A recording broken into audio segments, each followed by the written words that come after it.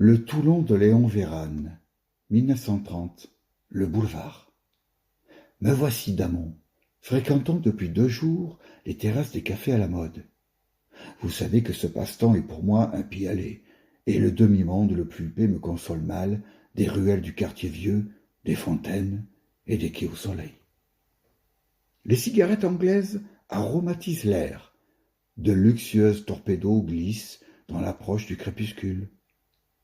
Si ce n'était quelques officiers de marine et les toilettes de plage, vous pourriez vous croire assis à la terrasse du Café de la Paix ou du Napolitain.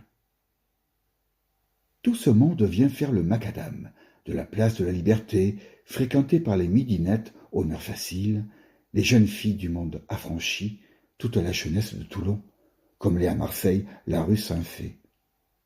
2 grands cafés attirent ces chalands. Il en est d'autres, et fort luxueux, mais ils n'ont pas à leur table les mêmes perruches caquetantes et les mêmes adolescents en sweatshirt pull-over et autres accessoires à consonance britannique.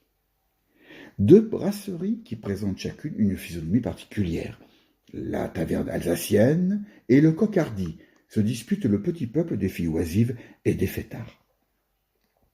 La taverne relève du demi-monde, mais d'un demi-monde qui n'a rien de spécifiquement toulonnais.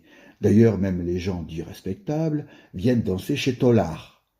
Des habitants de la ville, des estivants drainés sur la côte de Sanary à Cavalère, mais surtout la petite jeunesse bourgeoise de Toulon, des rhétoriciens du lycée qui taillent un cours, ou à la sortie vont rejoindre les jeunes femmes, quelquefois charmantes, abordables d'ailleurs, mais toujours douteuses de ce lieu de plaisir.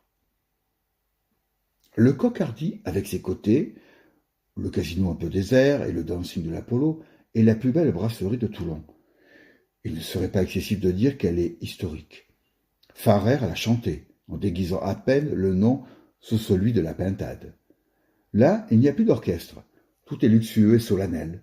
C'est un grand bar d'escale qui, même demi-mondain, garde ce je ne sais quoi qui caractérise à bord les réceptions des invités de l'escadre, un monde à part où l'on n'accueille que les initiés, ou même auprès des courtisanes avérées, les présentations et le baise-de-main sont d'usage. C'est là le rendez-vous ordinaire des My Chips de Toulon. J'en sais beaucoup qu'ils n'ont préparé Naval que pour y avoir leur entrée.